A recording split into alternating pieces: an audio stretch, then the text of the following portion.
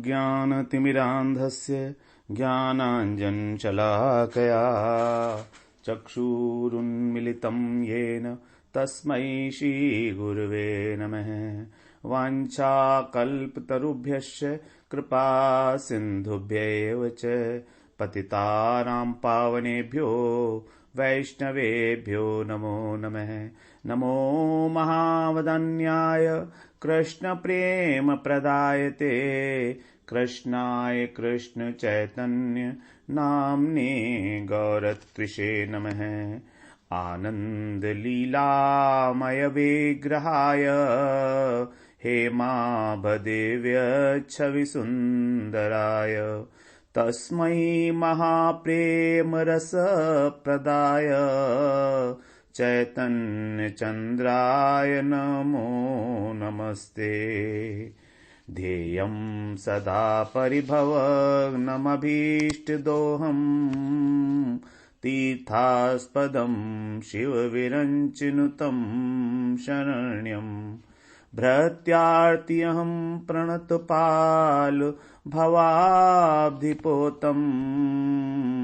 वन्दे महापुरुषते चरणारविन्दम्।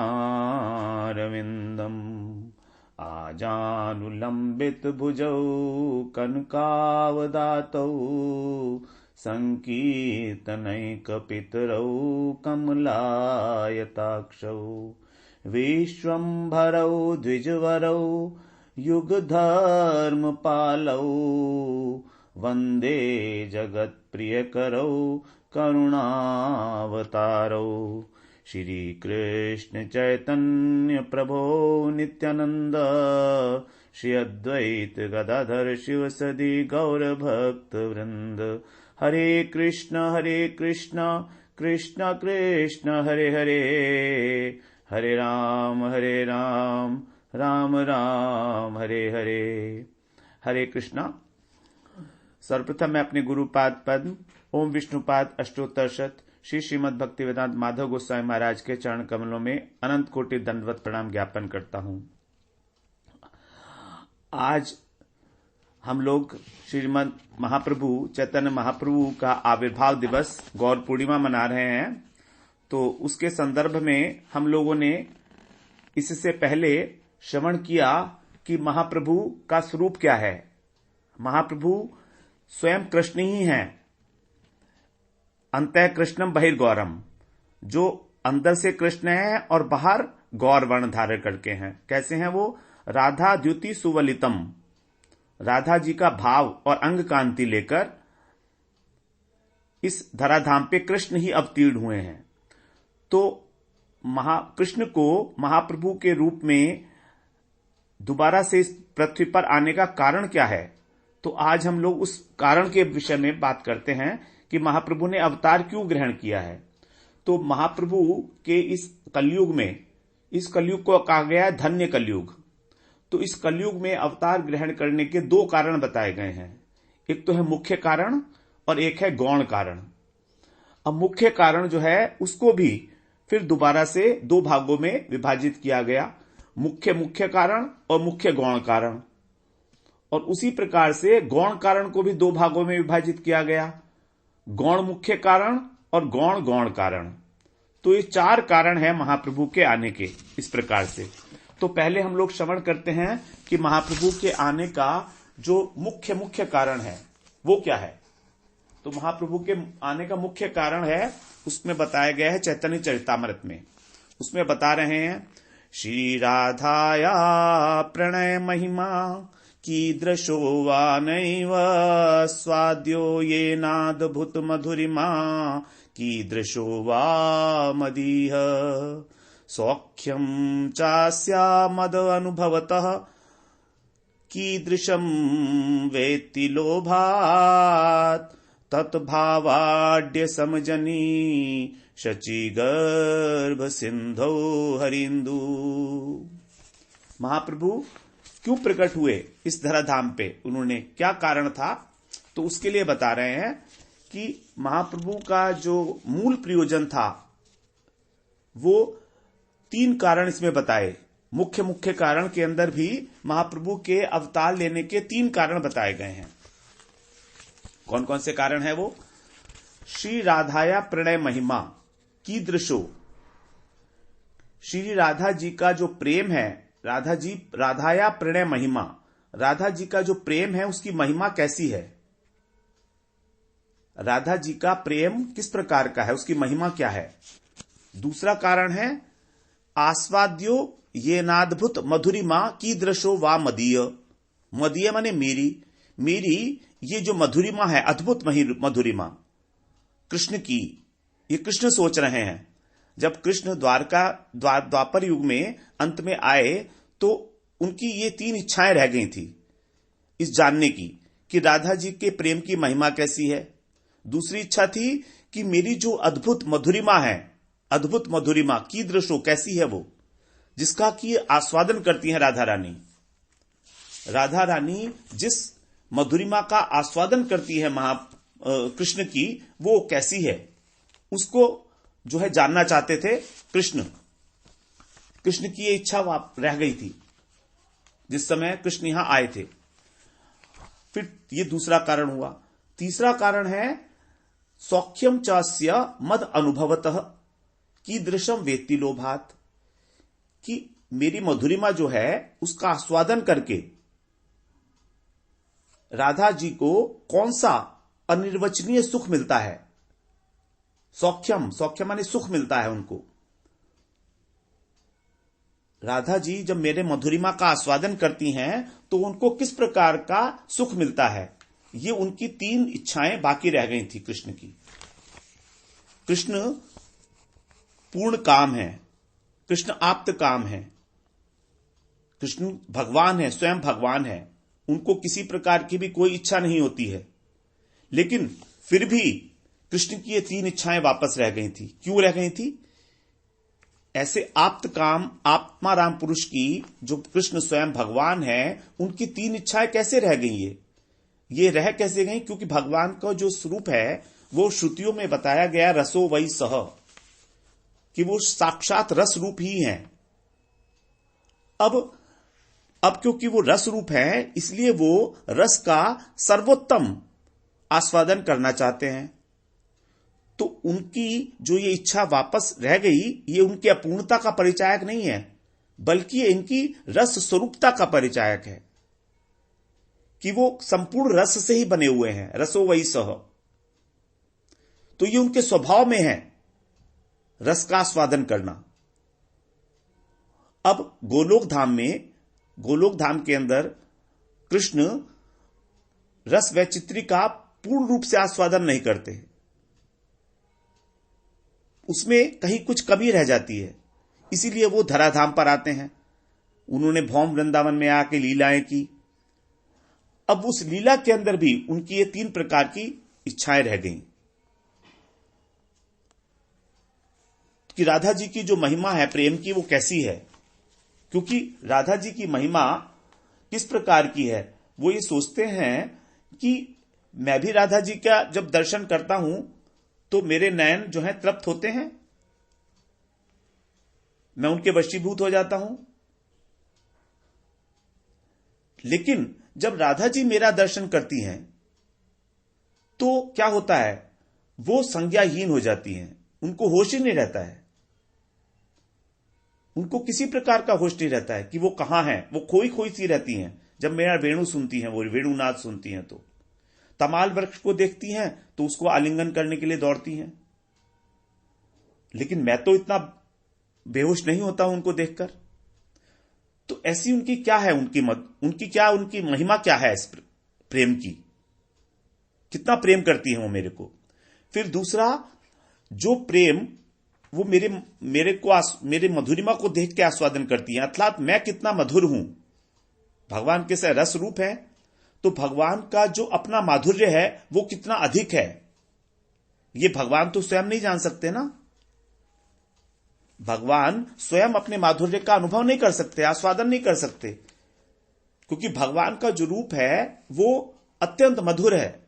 उद्धव जी बता रहे हैं विदुर जी से, यन्मर्त्यलीलौपैकम स्वयोग माया बलम दर्शयताग्रहीतम विस्मापनम स्वस्य च सौभगर्दे परम पदम भूषण भूषणांगम। भागवत के अंदर 3 स्कंद में 2 अध्याय का है 12वां श्लोक। भगवान को स्वयं अपना रूप देखकर विस्मय हो रहा है। विस्मापनम स्वस्य च सौभगर्दे, कि वो कितने सौभाग्य का और कितने सौंदर्य का एक आश्रय है उनका रूप भगवान का। उनको स्वयं आश्चर्य हो रहा है, क्योंकि जब हम लोगों ने कोई चीज देख ली होती है तो आश्चर्य नहीं होता है, तो भगवान को भी आश्चर्य हो रहा है ये अपना रूप देखकर। इसका मतलब क्या है? इसका मतलब है कि उन्होंने अपने रूप का वास्तव में आस्वादन ही नहीं किया है कि वो कितने सुंदर हैं। तभी उनकी ये वासना पैदा हुई अपने को जानने की कि मैं कितना सुंदर हूं।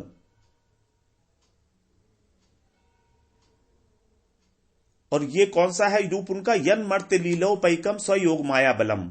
योग माया का आश्रय लेकर भगवान ने मर्त्य लोक में लीला के उपयोगी जो अपना श्याम सुंदर रूप प्रकट किया है, वो वाला रूप जो उनका नित्य रूप है, वो रूप कैसा है? क्योंकि कृष्ण जो है विषय हैं प्रेम के, तो विषय और राधा जी हैं आश्रय। तो विषय कभी भी आस्वादन नहीं कर सकता अपनी वस्तु का, जो आश्रय वस्तु है वही उसका आस्वादन कर सकती है। भक्त ही कृष्ण का आस्वादन कर सकते हैं। फिर तीसरा बता रहे हैं कि राधा जी को माधुर्य का आस्वादन करके सुख के स्वरूप का कैसा है वो, उसका सुख का स्वरूप क्या है, कौन से आनंद की अनुभूति होती है। जैसे चीनी होती है, एक गुड़ होता है, एक मिश्री और रसगुल्ला, सब कुछ मीठे हैं, ये तीनों मीठे हैं, लेकिन तीनों की मिठास अलग अलग प्रकार की है। और जो आस्वादन करके जो तृप्ति होती है वो भी अलग अलग प्रकार की है। तो कृष्ण माधुर्य का जो पूर्णतम आस्वादन करती हैं वो राधिका जी हैं। तो उस स्वरूप का, उस सुख का स्वरूप क्या है जिसका वो आस्वादन करती हैं, जिसकी उनको अनुभूति होती है। तो यही जानने के लिए कृष्ण ने राधा जी का भाव और उनकी अंग कांति ली है। राधा जी का भाव लिए बिना वो कृष्ण का अनुभव नहीं कर सकते कि कृष्ण कितने सुंदर हैं। इसीलिए उनको राधा जी का भाव लेना पड़ा, क्योंकि आस्वादन करने के लिए किसी भी वस्तु का भाव की सबसे अधिक आवश्यकता है। अगर हमारे पास भाव ही नहीं है तो हम आस्वादन नहीं कर सकते, हम उस चीज का अनुभूति नहीं हो सकती हमको। तो ये 3 कारण बताए हैं महाप्रभु के अवतार लेने के। कृष्ण का अवतार लिया, महाप्रभु का अवतार लिया उन्होंने, कृष्ण ने, इस प्रकार से 3 कारणों के कारण। अब जो मुख्य कारण का गौण है, मुख्य गौण कारण, उसके लिए बता रहे हैं तुलसी दल मात्रेण जलस्य चुलुकेन वा विक्रीणिते स्वमात्मानं भक्तेभ्यो भक्तवत्सलः। महाप्रभु के साथ उनके अंग, उपांग और पार्षद तीनों प्रकट हुए थे। इन तीनों अंगों में उनके नित्यानंद प्रभु और अद्वैताचार्य, ये उनके अंग बताए गए हैं महाप्रभु के। तो अद्वैताचार्य जो थे वो सदाशिव के अवतार हैं। सदाशिव कौन है? सदाशिव हैं जो महाविष्णु हैं, उन्हीं का प्रकाश सदाशिव हैं। तो जब अद्वैताचार्य आ गए थे इस पृथ्वी के ऊपर, तो उन्होंने भगवान की आराधना की थी एक तुलसी पत्र और गंगा जल लेकर, जिससे कि भगवान इस कलयुग की संध्या में शीघ्र अवतार लें। क्योंकि जिस समय अद्वैताचार्य आए थे उस समय भक्ति जो है बहुत ही अशुद्ध हो चुकी थी। वैष्णव लोगों को बहुत परेशान किया जाता था, भक्त लोगों को बहुत परेशान किया जाता था। और महाप्रभु ये जो युगावतार का समय था वो कलयुग की प्रथम संध्या में आना था। तो अद्वैताचार्य ने जब इस प्रकार से भगवान की आराधना की तो भगवान को आना पड़ा, कृष्ण को महाप्रभु के रूप में अवतीर्ण होना पड़ा। क्योंकि महाप्रभु को इस संध्या में युगावतार के रूप में आना ही था कृष्ण को, तो वो पहले आ गए, उससे समय से पहले आ गए थोड़ा। तो अद्वैताचार्य के आह्वान पर उनको आना पड़ा। यही था उनका मुख्य गौण कारण, जिससे कि वो भक्ति का प्रवर्तन कर सके, भक्ति मार्ग का। तो इसमें बताया श्लोक में कि जो भक्ति पूर्वक केवल एक तुलसी दल और चुल्लू भर जल अर्पण करके करते हैं भगवान को, भगवान स्वयं को विक्रीणिते, स्वयं को उनके निकट भेज देते हैं। स्वमात्मानम भक्तेभ्यो भक्त वत्सल है। तो भक्त वत्सल भगवान जो हैं वो स्वयं को उसके आगे, भक्त के आगे अपने को बेच देते हैं, मतलब उसकी सारी इच्छाओं को पूर्ण करते हैं। जो भगवान की सेवा करता है इस प्रकार से, तुलसी दल मात्रेण जलस्य चुलूकेनवा, थोड़ा सा गंगा जल लेके और उसमें तुलसी पत्र भगवान को अर्पण करने से। अब इसके बाद बताते हैं कि महाप्रभु के आने का जो गौण कारण था, उसमें से गौण कारण का मुख्य कारण क्या है। तो इसके लिए रूप गोस्वामी बात बता रहे हैं। अनर्पित चरिम चिरात करुणयावतीर्ण कलौ समर्पयितुम उन्नतो ज्वलरसाम स्वभक्ति श्रियम हरिपुरट सुंदर द्युति कदम्ब संदीपितः सदा हृदय कंदरे स्फुरतु वह शचिनंदन। अनर्पित चरिम चिरात अर्थात जो दीर्घ काल से पहले कभी किसी अवतार के द्वारा नहीं दी गई इस जगत में, अनर्पित ऐसा क्या है, उन्नत उज्ज्वल रसाम, वह सर्वोत्कृष्ट उज्ज्वल रस, समर्पयितुम उसको समर्पित करने के लिए, उसका दान करने के लिए, करुणायावातीर्ण कलऊ इस कलयुग के अंदर करुणा के वशीभूत होकर जिन्होंने अवतार लिया। और वो उन्नत उज्ज्वल रस कैसा है, उन्नत उज्ज्वल रस स्वभक्ति श्रियम। महाप्रभु यहां पर अपनी भक्ति देने के लिए नहीं आए जगत में, बल्कि जो उनकी अपनी भक्ति थी, जो भक्ति की श्री है, भक्ति की श्री का मतलब है जो भक्ति की शोभा है, जो भक्ति की शोभा है उस शोभा को देने के लिए आए, जो संपत्ति है उसकी, उसको देने के लिए महाप्रभु ने करुणावश इस कलयुग में अवतार ग्रहण किया। जो कैसे हैं, हरिपुरट सुंदर छवि कदम्ब संदीपित, हरिपुरट सुंदर द्युति कदम्ब संदीपित है कि अत्यंत दैदीप्यमान शचिनंदन गौर हरि, वो सदा हृदय कंदरे स्फुरतु वह शचिनंदन है, मेरे हृदय में हमेशा स्फुरित हों। तो महाप्रभु का गौण मुख्य कारण यह था कि वो उस भाव को देना चाहते थे जो उनकी जो भक्ति है उसकी भी शोभा है, उसका सौंदर्य है। वो अपनी भक्ति भगवान नहीं देना, महाप्रभु अपनी भक्ति देने नहीं आए थे, क्योंकि महाप्रभु जो हैं वो तो स्वयं राधा रूप है, राधा जी है, राधा जी का भाव और अंग कांति लिए हुए हैं। तो वो क्या देने आए थे हमको। जैसे कोई वस्तु होती है तो उस वस्तु की जो शोभा होती है वो किसी अन्य वस्तु के माध्यम से होती है। जैसे अलंकार, जब हम अलंकार धारण करते हैं तो शोभा होती है शरीर की। जैसे घर की शोभा है, उसमें पेंट लगाते हैं तो शोभा है, उसके अंदर सीनरी लगाते हैं, ये शोभा है। तो शोभा जो है वो उस वस्तु से अलग होती है। तो यहां पर जो भक्ति है वो भक्ति की तुलना की गई है लता से, भक्ति की तुलना की गई है लता से, और लता है वो राधा रानी का स्वरूप। राधा रानी ही लता है, भक्ति लता। और लता जो है कब शोभायमान होती है, जब उसमें पत्ते लगे होते हैं, उसमें मंजरी होती है, क्योंकि केवल पत्ते से नहीं होती है लता की शोभा, केवल पत्ते से नहीं होती है, मंजरी जब लग जाती है तो उसकी अत्यंत अधिक शोभा होती है। तो उसी जो मंजरी भाव को देने के लिए महाप्रभु इस जगत में आए, महाप्रभु इस जगत में उस मंजरी भाव को देने के लिए आए। तो लता जो है वो तो राधा रानी का रूप है, पत्ते जो हैं वो उनकी सखियां हैं राधा रानी की, और जो मंजरियां हैं वो दासियां हैं, वो दासी हैं। मंजरी का मतलब दासी, वो दासियां हैं राधा रानी की।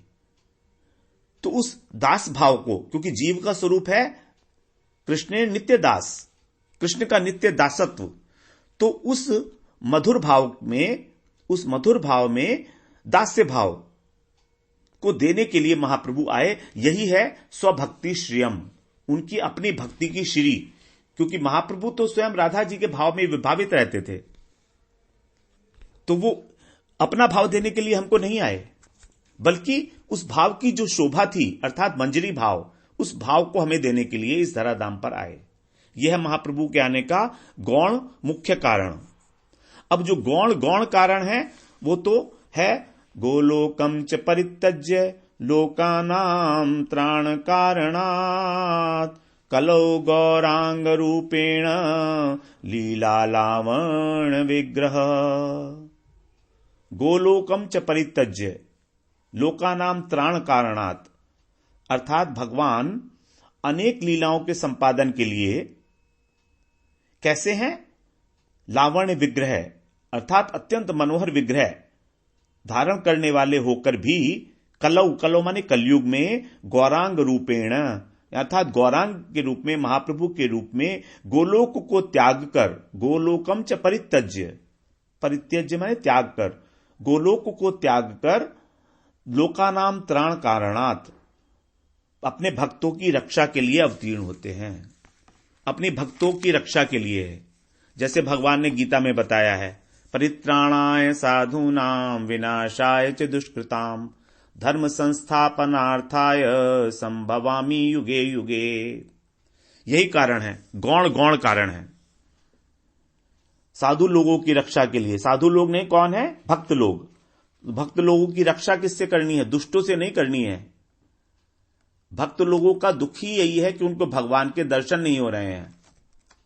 भक्त लोगों का और कोई दुख नहीं है, तो भक्त इसी बात से दुखी है। इसीलिए भगवान आकर और हमको ये बताते हैं, अपनी लीलाएं दिखाकर भक्तों का आनंद वर्धन करते हैं। भगवान भक्तों का आनंद वर्धन करने के लिए ही भगवान इस धराधाम पर आते हैं। यही है कारण भगवान के आने का।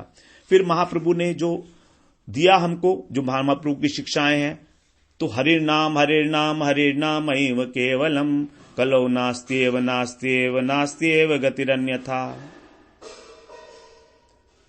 महाप्रभु ने ही जो संकीर्तन यज्ञ है इसका प्रवर्तन किया और हमको ये महामंत्र दिया, हरे कृष्ण मंत्र, महामंत्र।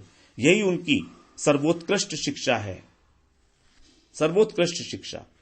इसमें बता रहे हैं कि इस कलयुग में हरिनाम के बिना जीव की कोई गति ही नहीं है, नहीं है, नहीं है, नहीं है। हम जैसे जड़ बुद्धि जो लोग हैं, उनकी हरिनाम के अंदर एक निष्ठा पैदा हो जाए, दृढ़ता उत्पन्न हो जाए। इसलिए 2-3 बार कहा गया, 3 बार कहा गया।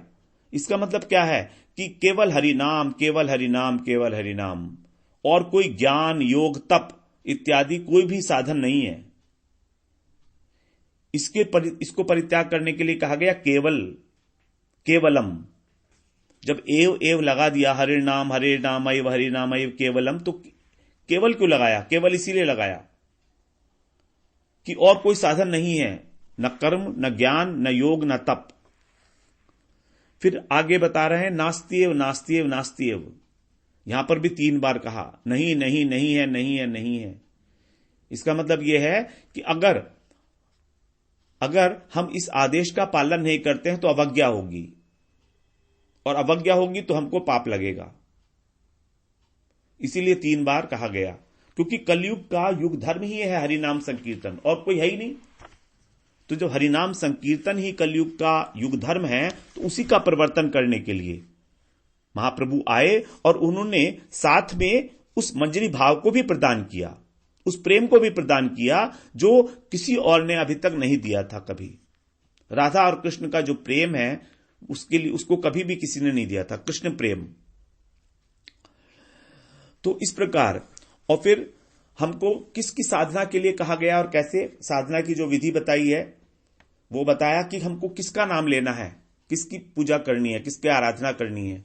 तो वहां बता रहे हैं, आराध्यो भगवान ब्रजेश तनय तद्धाम वृंदावनम रम्या काचित उपासना ब्रजवधु वर्गेण या कल्पिता श्रीमद्भागवतम पुराणम अमलम प्रेमापुमर्थो महान।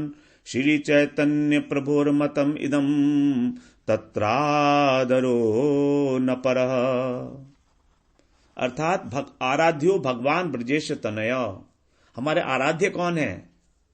ब्रजेंद्र नंदन श्याम सुंदर, ब्रजेश तनय नंद नंदन, ब्रजेंद्र नंदन श्याम सुंदर, और तद्धाम वृंदावनन, और उनका वैसा ही वैभव युक्त उनका धाम। ये दोनों ही हमारी आराध्य वस्तु हैं। फिर ये उपासना करनी कैसे है, किस भाव से करनी है, इसके लिए बता रहे हैं कि जिस भाव से ब्रज वधुओं ने कृष्ण की उपासना की। काचित रम्या उपासना ब्रज वधु वर्गेण या कल्पिता, अर्थात मंजरी भाव। मंजरी भाव ही सर्वोत्कृष्ट भाव है कृष्ण की उपासना में। और इस विषय में क्या कोई प्रमाण है? तो वो आगे बता रहे हैं, श्रीमद् भागवतम पुराणम अमलम। अमल का मतलब है निर्मल, शुद्ध। तो जो इस विषय में श्रीमद् भागवत ग्रंथ ही जो है वो निर्मल शब्द प्रमाण है। प्रेमा पुमर्थो महान, प्रेम जो है वही परम पुरुषार्थ है। पुमर्थो महान, महान अर्थ मतलब परम पुरुषार्थ। हमारे मनुष्य के 3 पुरुषार्थ बताए गए हैं, धर्म अर्थ काम मोक्ष। ये 4 पुरुषार्थ हैं, लेकिन इनसे भी जो अतीत है, पंचम पुरुषार्थ सबसे श्रेष्ठ, वो है प्रेम, कृष्ण प्रेम। तो यही है हमारे प्रयोजन, कृष्ण प्रेम की प्राप्ति। और श्री चैतन्य प्रभो मतम इदम तत्रादरो न परः, कि महाप्रभु का यही मत है और यही सिद्धांत हमारे लिए परम आदरणीय है। तत्रादरो न परः, अन्य मत आदर योग्य नहीं है। इस मत को छोड़कर हमारे लिए अन्य मत आदर योग्य नहीं है। तो महाप्रभु ने जो हमको दिया हरि नाम महामंत्र, इसी का हम लोगों को हमेशा जो है वो करना है, जप करना है। महाप्रभु के द्वारा प्रदत्त महामंत्र का ही जप करना है, उसका ही कीर्तन करना है, संकीर्तन करना है।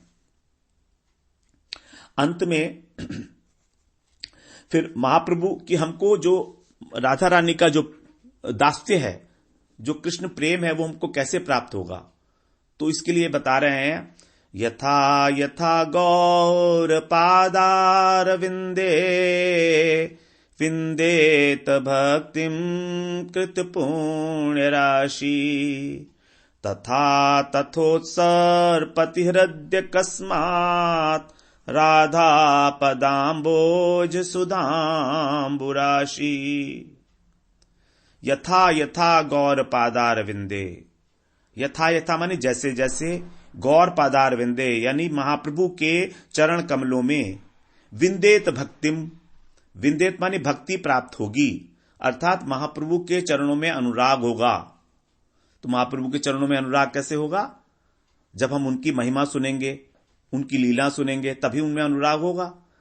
कृत पुण्य राशि, जब बहुत बहुत कभी हमारी सुकृति होंगी, तब हमारा उनके चरणों में अनुराग होगा। अनेक अनेक सुकृति होने के बाद हमारा उसमें अनुराग होगा, वरना तो हम लोग महाप्रभु को भगवान ही नहीं मानेंगे। और कहते ही जगत में लोग हैं जो महाप्रभु को केवल भक्त मानते हैं, एक सर्वश्रेष्ठ भक्त तो मानते हैं, लेकिन भगवान नहीं मानते। उन्हें यह नहीं मालूम है कि कृष्ण ही स्वयं महाप्रभु के रूप में हमको कृष्ण की भक्ति की शिक्षा दे रहे हैं। कृष्ण के अलावा और सबसे अच्छी शिक्षा हमको उनकी भक्ति करने की कौन दे सकता है? इसीलिए कृष्ण स्वयं आकर राधा जी का भाव लेकर हमको ये शिक्षा दे रहे हैं कि हमें कृष्ण का भजन कैसे करना है। तो यथा यथा गौर पादार विंदे, जैसे जैसे भगवान के महाप्रभु के चरणों में प्रेम होता है, भक्ति बढ़ती है किसी हमारी सुकृति के कारण, तथा तथोत्सर्पति हृदय कस्मात, उसी समय क्या होगा? अकस्मात हृदय के अंदर, हृदय माने हृदय के अंदर, उतना वैसे वैसे ही राधा पदाम्बोज सुधाम्बुराशि, राधा जी के चरण कमलों की जो प्रेम रूपी सुधा है, सुधा का जो समुद्र है, अंबु राशि माने सब समुद्र, जो राधा जी के चरण कमलों की जो प्रेम रूपी समुद्र है वो कैसा होगा, हमारे हृदय में उद्भूत हो जाएगा। तथा तथोत्सर्पति हृदय कस्मात राधा पदाम्बोज सुधाभुराशि, हमारे हृदय में प्रकाशित हो जाएगा वो। तो हम जैसे जैसे महाप्रभु से प्रेम करते हैं, महाप्रभु से प्रेम करने का अर्थ क्या है, महाप्रभु ने हमको जो आज्ञा दी है उसका हम पालन करें। महाप्रभु ने हमसे क्या कहा है, महामंत्र, कलयुग में एकमात्र महामंत्र ही करो, यही महाप्रभु की आज्ञा है। तो उसी से हमको राधा जी का जो प्रेम है, राधा जी के चरणों में जो प्रेम है वो अपने आप प्रकाशित हो जाएगा। वांछा कल्पतरुभ्यश्च कृपा सिंधुभ्य एव च पतितानां पावनेभ्यो वैष्णवेभ्यो नमो नमः।